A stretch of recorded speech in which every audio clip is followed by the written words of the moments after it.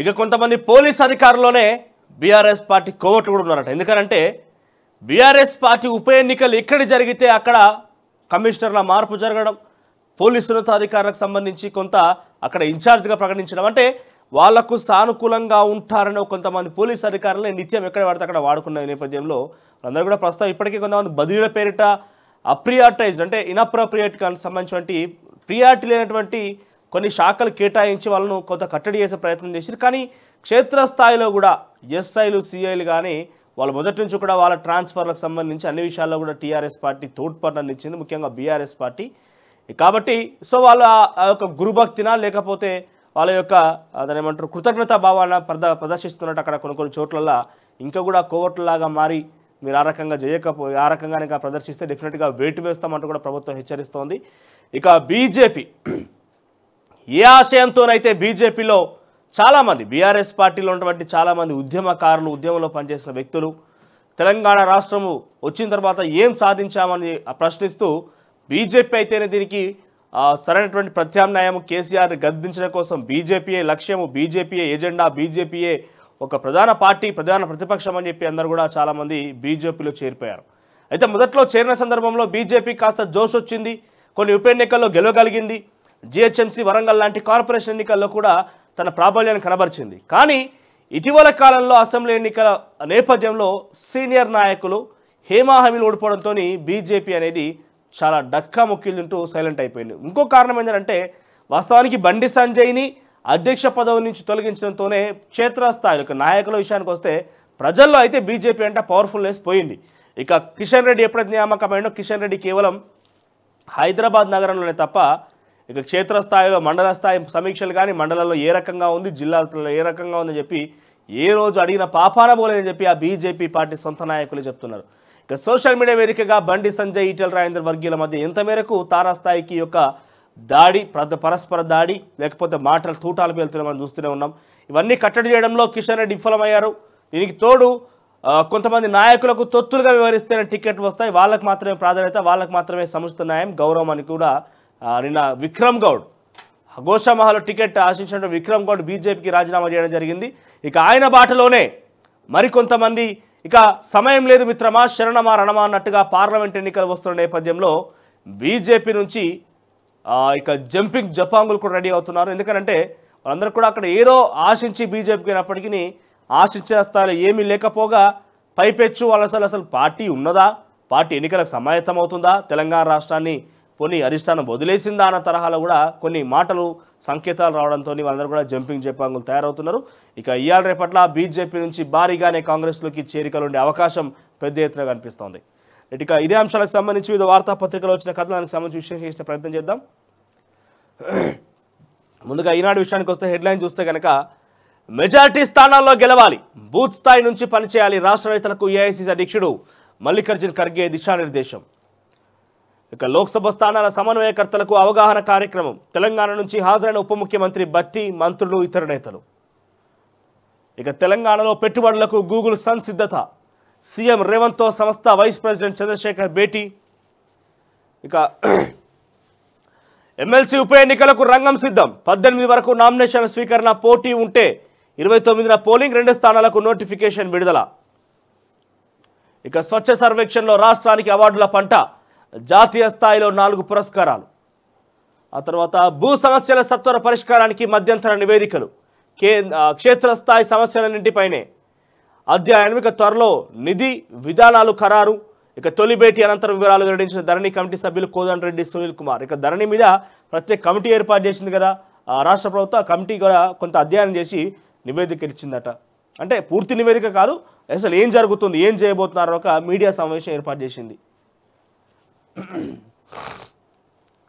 ఇక అబద్ధాల ముందు అభివృద్ధి ఓడింది, కాంగ్రెస్ తప్పుడు ప్రచారాన్ని ప్రజలు నమ్మారు, పనుల మీద కంటే ప్రచారంపై దృష్టి పెడితే గెలిచే వాళ్ళం. మహబూబాద్ లోక్సభ సమీక్షలో కేటీఆర్ ఎన్ని ప్రచారాలు చేసినా ఈసారి ఓటమి అనేది ఒక 5 నెలల క్రితమే ఫిక్స్ అయ్యి, బీఆర్ఎస్గా మార్చినప్పుడే మీకు ఓటమి అనేది ఫిక్స్ అయిపోయింది. ఇక ఎన్ని ప్రచారాలు చేసినా ఏం చేసినా అడ్డుకునే పరిస్థితి లేదు. ఇక కాంగ్రెస్ డిఎన్ఓలోనే హిందూ వ్యతిరేకత, అయోధ్య ఆహ్వానాన్ని తిరస్కరించడం, ఓటు బ్యాంకు రాజకీయాల కోసమే కేంద్ర మంత్రి కిషన్ రెడ్డి. ఇక మచ్చపడకుండా ఎన్నికల నిర్వహణ, సీఈఓలకు కేంద్ర ప్రధాన ఎన్నికల కమిషనర్ రాజ్ కుమార్ రాజీవ్ కుమార్ నిర్దేశం. ఇక పల్లె స్థాయిలో వాతావరణ అంచనాలు 12 భాషల్లో వచ్చే వారం నుంచి అందుబాటులోకి. ఐఎండీ డైరెక్టర్ జనరల్ మహాపాత్ర వెల్లడి. ఇక విదేశీ ప్రయాణికులతో శంషాబాద్ కలకల అంటూ ఒక వార్త హైలైట్గా ఉంది. ఇక ఇది నాట్లో ఉన్న హెడ్లైన్స్. ఇక ఆంధ్రజ్యోతి చూసే ముందు ఇక ఒకే దేశం ఒకే ఎన్నిక నియంతృత్వమే, ఇది సమాఖ్య స్ఫూర్తికి విరుద్ధం. రామ్నాథ్ కోవింద్ కమిటీకి టీఎంసీ చీఫ్ మమతా లేఖ. ఇక వడ్డీ తక్కువ, షరతులు ఎక్కువ, తక్కువ వడ్డీకి అప్పులు తీసుకోవాలన్న సీఎం. కానీ జైకా, ఏడీబీ రుణాలు అంత సులభం కాదు, వాటి షరతులను తట్టుకోలేమన్న అధికారులు.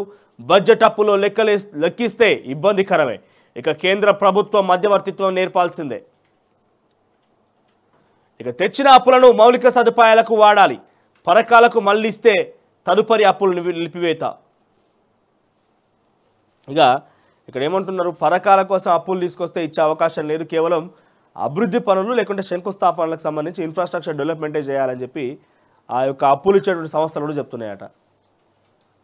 ఇక దోస్తుకు సర్వీస్, ఓఆర్ఆర్ సర్వీస్ రోడ్డుపై మాజీ మంత్రి మిత్రుడి పాగా. సర్వీస్ రోడ్ ఉండాల్సిన స్థలంలో నిర్మాణాలు. ఇవన్నీ కూడా ఇక్కడ సర్వీస్ రోడ్ ఉండాలట, అక్కడ నిర్మాణం ఏర్పాటు చేసిరట. ఎక్కడిదంటే రోడ్డుకు సేకరించిన భూమి అన్యక్రాంతం, 150 కోట్ల విలువ చేసే భూమిలో తిష్ట. బీఆర్ఎస్ మాజీ మంత్రి అండతో అక్రమాలు, 2018 నుంచి యథేచ్ఛగా క్రయ విక్రయాలు. సర్వీస్ రోడ్డు లేక ప్రజలకు తీవ్ర ఇక్కట్లు. గట్కేసర్లో ఔటర్ జంక్షన్ వద్ద భూమాయ, తర్వాత స్థలాల అక్రమాలపై విచారణకు డిమాండ్. ఇది ఎక్కడిది, గట్కేసర్ దగ్గరనట. అక్కడ సర్వీస్ రోడ్లు ఉన్న చోట కాంప్లెక్స్ ఏర్పాటు చేసుకొని మంత్రికి దోస్తట, ఆయన మాజీ మంత్రికి దోస్తట. ఇక ధరణి నిషేధిత జాబితాలో భూముల మాయం.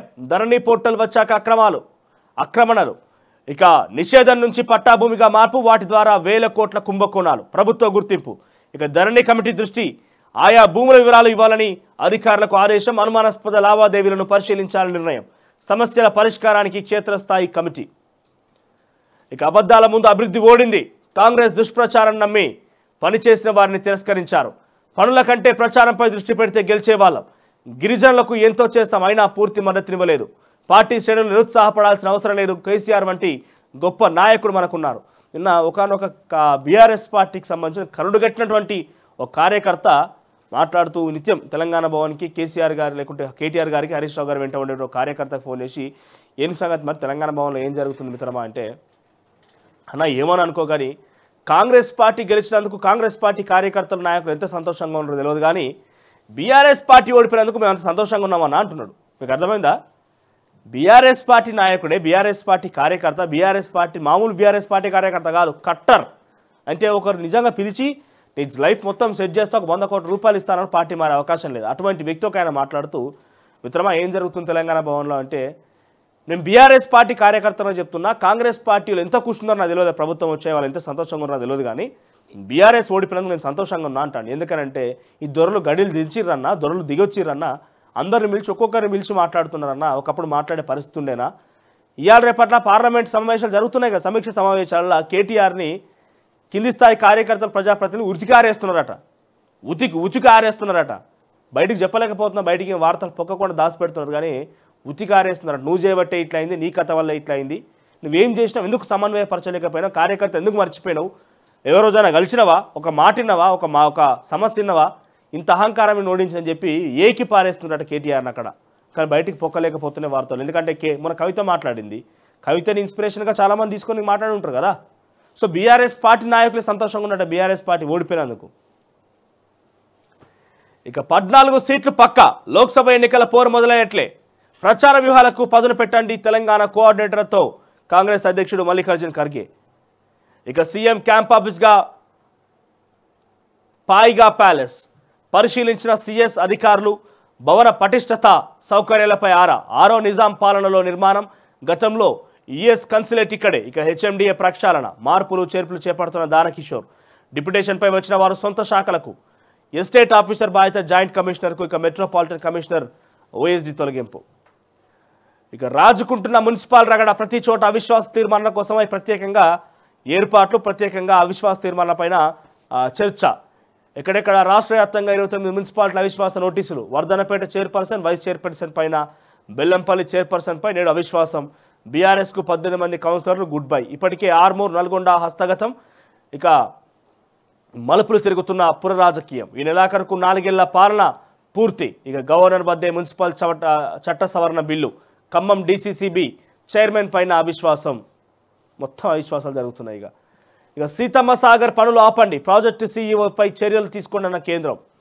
ఇక సమస్యల మతమా తేల్చుకోవాలని ప్రజలను చెబుతాం.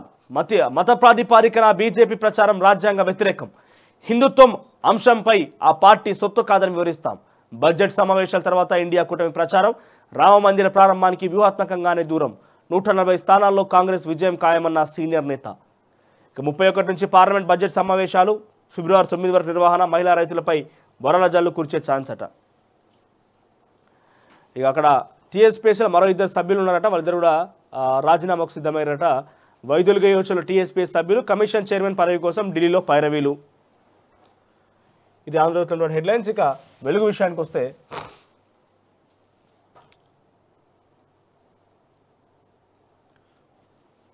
పులులను చంపింది పశువుల కాపరులే. పశువుల మీద దాడి చేసి చంపుతున్నాయన్న కోపంతో విషప్రయోగం. 8 మంది గిరిజనులు అదుపులోకి తీసుకున్న ఫారెస్ట్ ఆఫీసర్లు. వీరిలో 2 మైనర్లు. దరిగాం అడవిలో సీన్ రీకన్స్ట్రక్షన్. నిందితులను విడిచిపెట్టాలని ఫారెస్ట్ ఆఫీసును ముట్టడించిన 3 గ్రామాల ప్రజలు. 2 మైనర్లను విడిచిపెట్టిన అధికారులు. ఇక పులులు వల్ల పశువులను చంపుతూనే వాళ్ళ మీద దాడులు చేస్తున్నాయని చెప్పి ఆ పులినే చంపాలనే ప్రయత్నంలో భాగంగా ఒక పశువును వీళ్ళే చంపి దానికి మత్తుమందు ఇచ్చి ఆ మత్తుమందుతోని పులులను చంపేసారట. 3 పులులు చనిపోయినాయి ఇప్పటికే. ఇక 22న అయోధ్యకు 100 చార్టెడ్ ఫ్లైట్స్. అహ్మదాబాద్ అయోధ్య మధ్య విమాన సర్వీసులు స్టార్ట్. ఇక గుడి పూర్తి కాకుండానే ప్రతిష్టాపన. ఇది హిందూ సాంప్రదాయాలకు విరుద్ధం. అందుకే మేము అయోధ్యకు రావట్లేదని 4 శంకరాచార్యుల ప్రకటన. ఇక 6 దేశాల పాస్పోర్ట్లు పవర్ఫుల్. ఆ తర్వాత 2 పిల్లల్ని చంపి తల్లి ఆత్మహత్య. సంక్రాంతి కొత్త బట్టలు కొనే విషయంలో జరిగిన గొడవ 3 ప్రాణాలు తీసింది. ఊరినైనా కొత్త బట్టల కోసం ప్రాణాలు తీసినారు. ఓ తల్లి 2 కూతులను చంపి సూసైడ్ చేసుకుంది. నాగర్ కర్నూలు జిల్లాలో ఈ ఘటన జరిగింది. కొత్త బట్టల కోసం 2 పిల్లలను చంపి తల్లి చనిపోయిందట ఒకే కుటుంబంలో. ఇక నేటి నుంచి స్కూళ్లకు సంక్రాంతి హాలిడేస్. రాష్ట్రంలోని అన్ని స్కూళ్లకు శుక్రవారం నుంచి ఈ నెల 17 వరకు సంక్రాంతి సెలవులు ప్రకటించారు. కాలేజీలకు ఈ నెల 13 నుంచి 16 వరకు హాలిడేస్ ఇచ్చారు. ఇక 3 రోజులు 29 గంటలు కాళేశ్వరంపై భూపాలపల్లి జిల్లాలో పూర్తయిన విజిలెన్స్ తనిఖీలు. సీజ్ చేసిన ఫైల్స్తో నిండిపోయిన బొలెరో వెహికల్.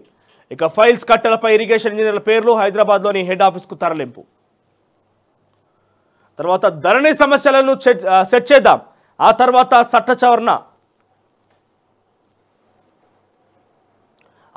చట్ట సవరణ.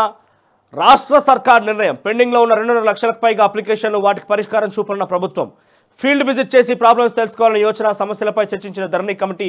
త్వరలో గవర్నమెంట్కు పలు సిఫార్సులు. అటవీ, వక్ఫ్, దేవాదాయ, సర్కార్ భూములపైన ఓ రిపోర్టు.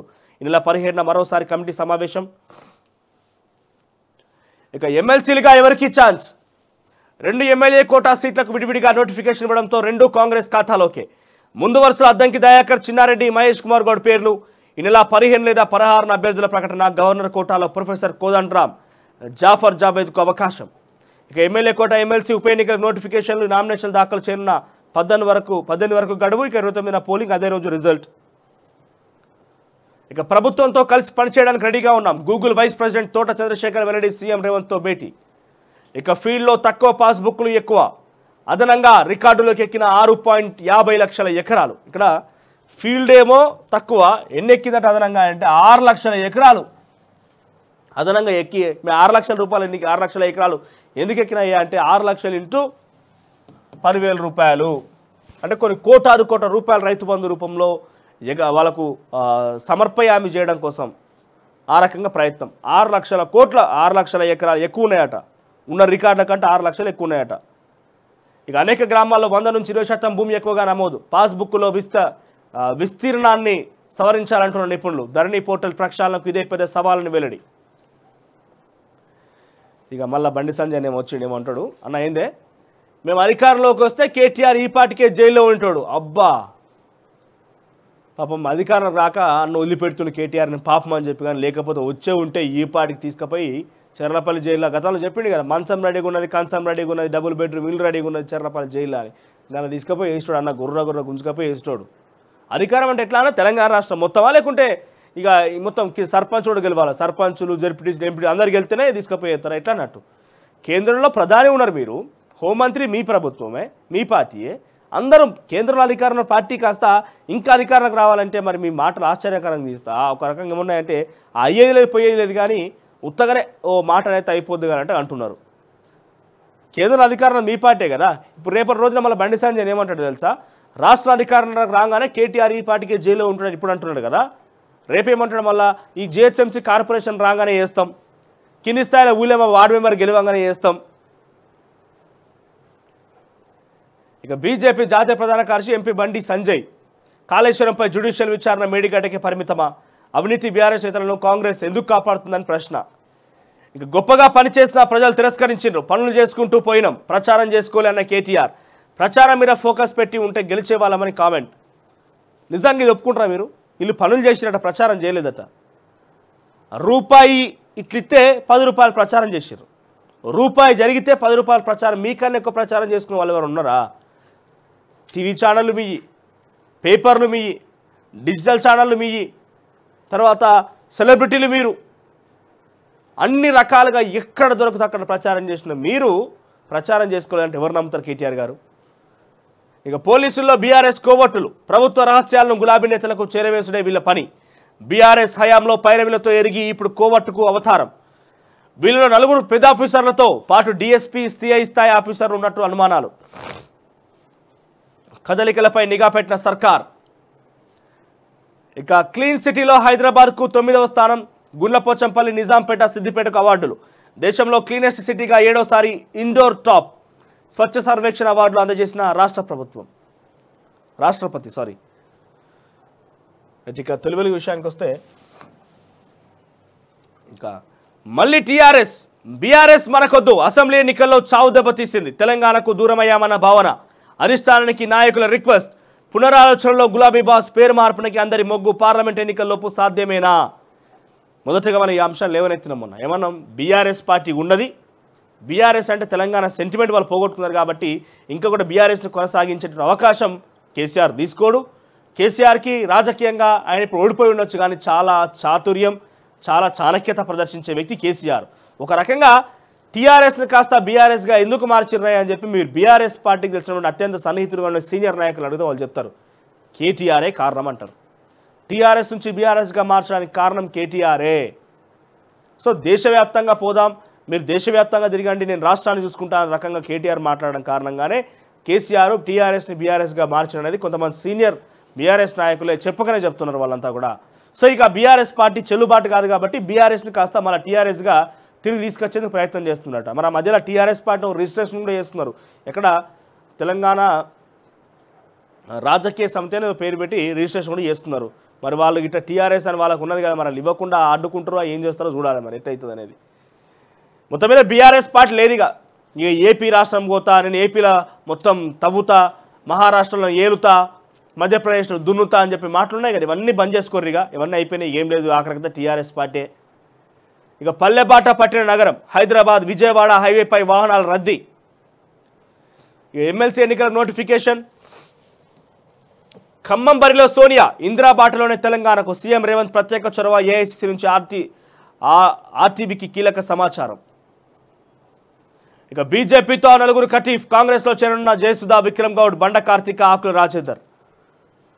ఇకపోతే ఫ్రీ బస్ ఎక్కితే బిచ్చమెత్తుకున్నట్లే బీజేపీ ఎమ్మెల్యే వెంకటరమణారెడ్డి మహిళలపై సంచలన వ్యాఖ్యలు. ఫ్రీ బస్ ఎక్కితే బిచ్చమెత్తుకున్నట్టుట బీజేపీల మాటలు గిట్లుంటాయి. ఇక నిన్నమోటి దాకా నీ పొగుడుదామని చెప్పి నువ్వు పవర్ఫుల్ లీడర్ అనుకున్న మేము గుసండ మాటలతోని నీ స్థాయి దిగదార్చుకోకు. దయచేసి బీజేపీ అయితే అవుతుంది, కానీ మరీ ఇంత దౌర్భాగ్యమైన మాటలు, దరిద్రపు మాటలు మాట్లాడద్దు వెంకటరమణారెడ్డి గారు. తస్మాత్ జాగ్రత్త. మహిళలను రకంగా లేకపోతే పరకాలను కించపరిచినగా మాట్లాడితే మీకు బుద్ధి చెప్తారు మళ్ళా. కేసీఆర్ను ముంచిన కృష్ణారెడ్డి, గులాబీ బాస్ చెవిలో మెగా పువ్వు. కాళేశ్వరంలో 48,000 కోట్ల దోపిడీ. తెలంగాణ ప్రాజెక్టులన్నింటిలో 70,000 కోట్లు కాజేసిన కృష్ణారెడ్డి. ఎన్నికల సమయంలో కేసీఆర్కు హ్యాండ్, తీయటి మాటలతో గులాబీ బాస్ కొంపముంచిన ఆంధ్ర కాంట్రాక్టర్. అవినీతి పాపం కేసీఆర్కు, ఎంజాయ్మెంట్ కృష్ణారెడ్డికి. అవినీతి పాపం కేసీఆర్కి ఎంజాయ్మెంట్, ఇది కలిసి కొట్లాడిన కొట్లాటేదంతా, నీకింత నాకింత అని పంచుకొని జరిగిన ఆట ఇదంతా. ఇక ప్రైవేట్ సంస్థల పనే, దరఖాస్తుల భద్రతపై ప్రభుత్వం నిర్లక్ష్యం, ప్రజలు అప్రమత్తంగా ఉండాలి. BRS working president KTR tweet.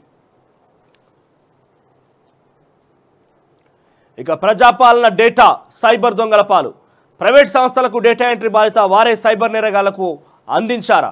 ఆపరేటర్ల నిర్వాహకం వల్ల ఇలా జరుగుతోందా? ఆ తప్పులు ఉన్నాయంటూ ఆర్జీదారులకు ఫోన్లు, ఓటీపీ చెప్పి 10,000 పోగొట్టుకున్న మహిళ. ఇక కాల్స్కు స్పందించవద్దంటున్న పోలీసులు, ప్రభుత్వం ఏం చేస్తుందని కేటీఆర్ ఫైర్. ఇది తెలుగులో ఉన్నటువంటి హెడ్లైన్స్. ఇక నమస్తే తెలంగాణ చూస్తే,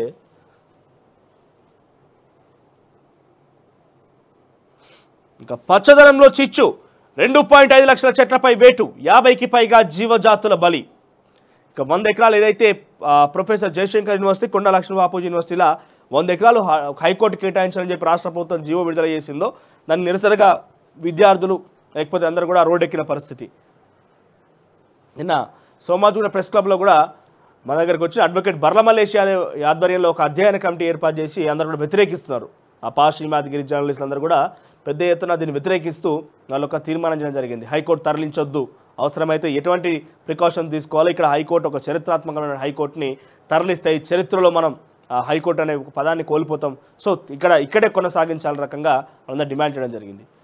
ఇక స్మార్ట్ ఫోన్లకు ఇక కాలం చెల్లు, పాకెట్లో ఇమిడిపోయే rabbit R1 phone, camera, music system, tab అన్ని ఫీచర్లు, యాప్ సేవలు ఒకే దగ్గర. సరికొత్త AI డివైస్ను తీసుకొచ్చిన ర్యాబిట్ ఇక ఇప్పటికే పోటీలో దూసుకుపోతున్న AIPS, ఏదో మన కొత్త వచ్చిందట ఏదో కథ. ఇక మూడో పులేది, విషాహారం తిన్న మరో పులి ఎక్కడున్నది? దరిగా మడువుల్లో జల్లెడ పడుతున్న బృందాలు, అదుపులో 6 అనుమానితులు, పశు కలేబరంపై విషం చల్లిన అనుమానితులు. 3 పులులు తింటుండగా ఫోన్లో చిత్రీకరణ. అధికారుల సీన్ రీకన్స్ట్రక్షన్తో పులుల మృతిపై సంచలన విషయాలు వెలుగులోకి. ఇక ధార్మికమా రాజకీయమా?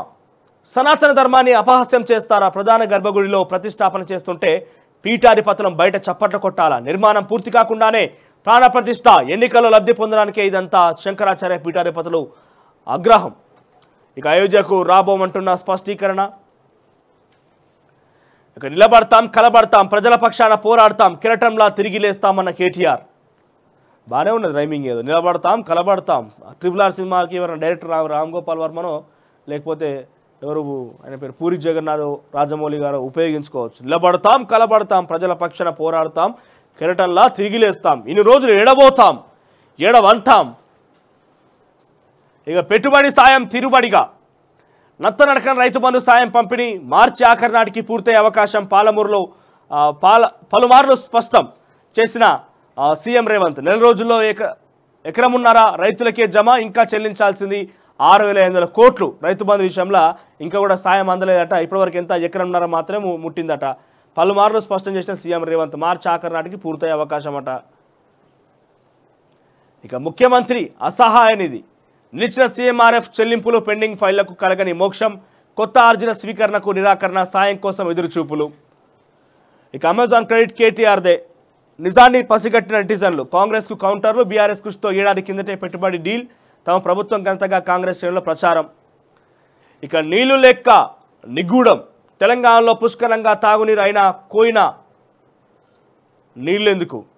కావాలనుకుంటే సాగర్, శ్రీశైలం నుంచి వినియోగించుకునే అవకాశం, అయినా కోయినా డ్యాం నుంచి నీళ్ల కోసం మహారాష్ట్రకు తెలంగాణ ప్రతిపాదనలు. 30 TMCలు మన రాష్ట్రానికి చేరేనా? 1134 కిలోమీటర్ల ప్రయాణం వయా కర్ణాటక. ఇప్పటికే కన్నడ నాట తీవ్ర కరువు, ఆ నీళ్లను వాడుకోకుండా ఉంటుందా? ఇక కాంగ్రెస్ ఎమ్మెల్సీ అభ్యర్థుల ఖరారు. ఎమ్మెల్యే కోటాలో చిన్నారెడ్డి అద్దంకి, గవర్నర్ కోటాలో కోదండరాం, జాఫర్ జావేద్. 2 స్థానాల భర్తీకి నోటిఫికేషన్ విడుదల.